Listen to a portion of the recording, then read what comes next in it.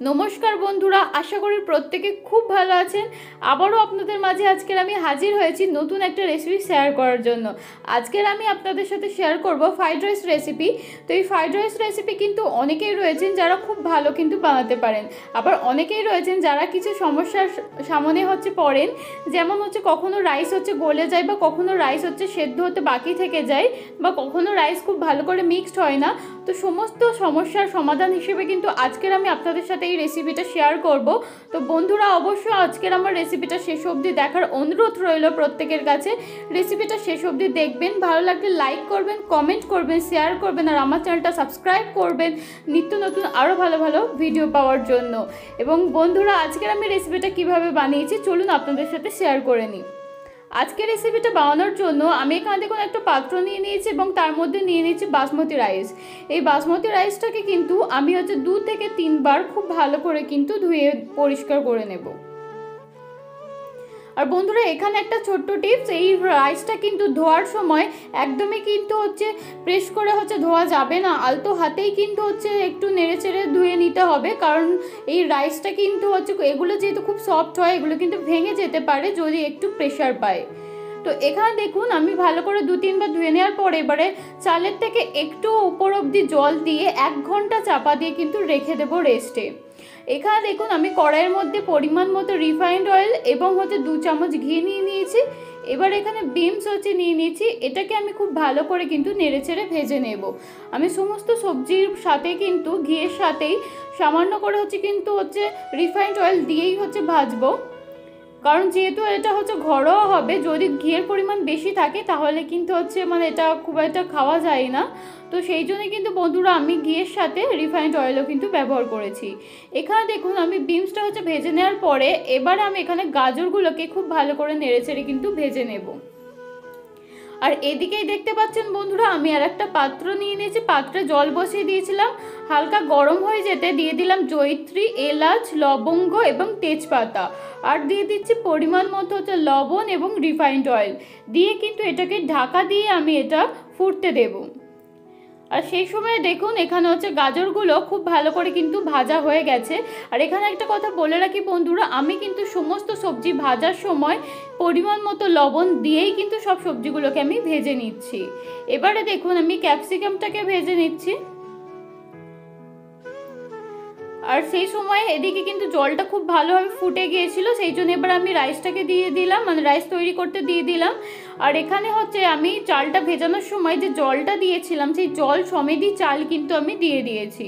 দিয়ে দেখুন ঢাকা দিয়ে আমি এটাকে 80 থেকে 85% অবধি সেদ্ধ করে নেব। আর সেই সময় এদিকে আমি দেখুন মটরশুঁটিটাও খুব ভালোভাবে ভেজে নিচ্ছি। আবারও আমি ঘি দিয়ে দিলাম পরিমাণ মতো, দিয়ে এবারে কাজুটাকে খুব ভালো করে ভেজে নেব। কাজু ভাজা হয়ে গেলে আমি এবারে কিশমিশটাকে ভেজে নেব।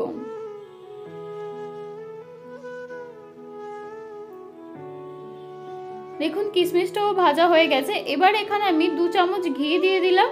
আর ঘিটা মেল্ট হতে হতে সেই সময়ে আমি আগে থেকে ভেজে রাখা সমস্ত সবজির মধ্যে চিনি গুঁড়ো ব্যবহার করছি। চিনি গুঁড়ো দেখুন দিয়ে খুব ভালো করে মিশিয়ে নিচ্ছি। কেউ যদি সল্ট মানে লবণ যদি ভাজার সময় ব্যবহার না করেন তাহলে কিন্তু এই পর্যায়ে দিয়ে মিশিয়ে নিতে হবে।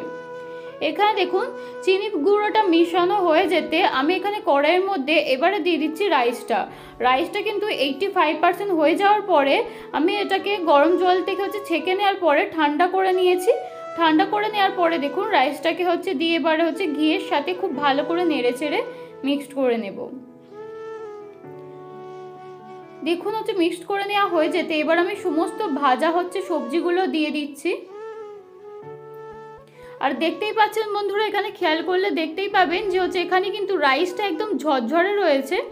এবারে দেখুন আমি রাইসের সাথে সমস্ত সবজিগুলোকে খুব ভালো করে মিক্সড করে নেব। আপনাদের যদি রাইসের পরিমাণটা বেশি থাকে তাহলে কিন্তু আপনারা 2টো ভাগে ভাগ করে কিন্তু বানিয়ে নিতে পারেন। দেখুন নেড়েচেড়ে আমি সমস্ত উপকরণ খুব ভালো করে মিক্সড করে নিচ্ছি। মিক্সড করা হয়ে এসছে। এই পর্যায়ে আমি এখানে দিয়ে দিচ্ছি কালো গোলমরিচের গুঁড়ো 1 চামচ, আর দিয়ে দিচ্ছে গরম মশলা। এবারে দিয়ে দেবো হচ্ছে চিনি গুঁড়ো। দিয়ে দেখুন সমস্ত হচ্ছে উপকরণ একসাথে হচ্ছে খুব ভালো করে হচ্ছে নেড়ে চেড়ে মিক্সড করে নিচ্ছে আবারও। আর বন্ধুরা আমার চ্যানেলে কিন্তু আরও অনেক ভালো ভালো হচ্ছে রেসিপি রয়েছে, বেঙ্গলি রেসিপি। তো অবশ্যই কিন্তু আপনারা আমার চ্যানেলটা সাবস্ক্রাইব করে অল বাটনটা প্রেস করে দেওয়ার পরে অবশ্যই আমার চ্যানেলটা একবার হচ্ছে ঘুরে আসবেন। আশা করছি আপনাদের হচ্ছে ভালো লাগবে, আপনাদের পছন্দের অনেক রকম রেসিপি কিন্তু আমার চ্যানেলে হচ্ছে পেয়ে যাবেন। দেখতেই পাচ্ছেন বন্ধুরা হচ্ছে রাইসটা কতটাই ঝরঝরে হয়েছে। দেখুন বন্ধুরা একদম অনুষ্ঠান বাড়িতে যেমন হচ্ছে ঝরঝরে হচ্ছে ফ্রাইড রাইস হচ্ছে হয়, তেমনই কিন্তু একদম ঝরঝরে ফ্রাইড রাইস হচ্ছে বাড়িতেই হচ্ছে কত সহজেই রেডি করে ফেলা যায়। দেখতেই পেলেন বন্ধুরা। আজকের যদি এই রেসিপিটা ভালো লেগে থাকে অবশ্যই হচ্ছে লাইক করবেন, কমেন্ট করবেন এবং শেয়ার করবেন। আর আমার চ্যানেলটা সাবস্ক্রাইব করে অল বাটনটা প্রেস করে রাখবেন, যাতে নিত্য নতুন আরও ভালো ভালো ভিডিওর হচ্ছে নোটিফিকেশান আপনারা পেয়ে যান সবার প্রথম।